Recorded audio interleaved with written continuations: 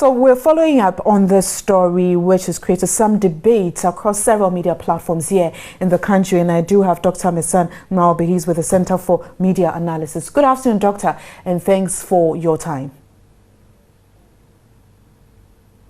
Do I have Dr. Mesan Malbi? Good afternoon, Doc. Good afternoon. Thank you very much for your time. Can you hear me, Doc? Yeah, you said good afternoon. I replied. All right, then. I didn't hear you back here. Okay. Now, what do you make, first of all, what do you make of the police decision, probably considering to ban social media? Oh, thank you very much. I think the statement from the IGP needs to be looked at from two perspectives. The first perspective is that it's a public awakening call, drawing the public attention to the dangers underlying misuse of social media and its impact on peace and stability in this country. And on the other hand, it also calls for the need to look at content that we post on the social media.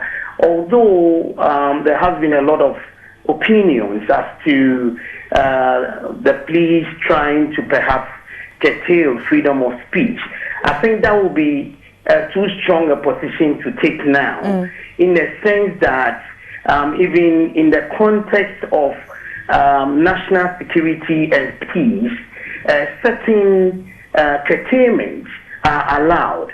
So I think we should look at this call from the IGP as an awakening call, and also what we need is to start doing internal scrutiny of what we post on the social media platforms. One way or the other, it's a time for civic responsibility as to being responsible for whatever content we post. Now, Doc, we've seen some countries implement such a measure and they've had some difficulty one way or the other, even though they might say it worked for them. But is that the way to go as a democratic country? Looking at Ghana itself, are we ready for something like this?